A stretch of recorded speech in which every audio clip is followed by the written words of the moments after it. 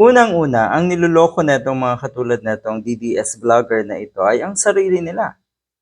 At siyempre, yung mga taga-suporta neto, siguro naman may mga utak din kayo. Ano ho? Sa panahon ngayon, talaga, ang pinoproject na naman na imahin nyo imahin ng nasa Malacanang, ang gusto nyo na namang ipaalam sa publiko na kawalang hiyaan ko nung nasa Malacanang ay yung mga sex video, yung mga kalaswaan. Talaga ba? Dumating na kayo sa punto na ganito kayo kadesperado. Bakit po Dean Chase? Anong motibo mo? Pasikat? Oh, tapos ngayon maghahamon ka ng kasuhan? Naku, siguradong may kalalagyan to. Siguradong may kalalagyan itong taong ito. 'Di ba?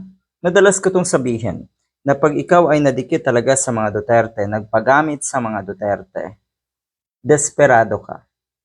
At ang seste, ang kalalabasan mo, magiging demonyo ka rin.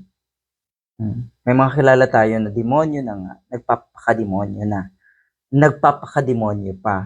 At ang totoo niyan, tamang-tama lagi, DDS. Dahil sa ating lipunan, sa tingin ko basta may kasamaan sa puso, DDS yan. Ang lala Paano pa daw maniniwala ang mga tao sa mga DDS na ito? Etong pinapakalat ngayon kuno na sex video nga ni PBBM at ni First Lady, ito ay ginawa na rin nila kay former Senator Leila de Lima. Ganyan kalala etong mga ito. So siguro yung naging basihan nila ay, nung panahon, naniwala yung mga DDS sa sex video na yon ni Senator de Lima. Grabe nyo tinarantado at winalanghiya si Senator de Lima. At ngayon, hindi na talaga bago. Kasi kung meron pa rin gustong walang hiyain ang tinuturing nilang kalaban, kayo yon.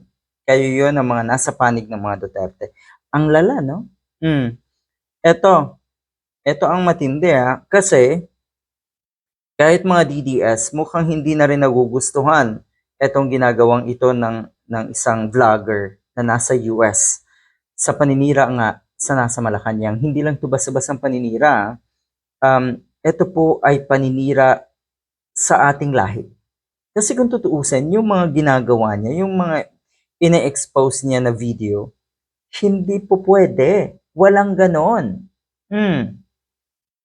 Kasi nga, gusto nilang ikabit na dahil nakadroga, so kayang gawin yon. Patunayan nyo munang nagdodroga bago kayo gumawa ng mga ganitong issue na kuno ay madalas may group sex etong mga nasa Malacanang. Talaga ba?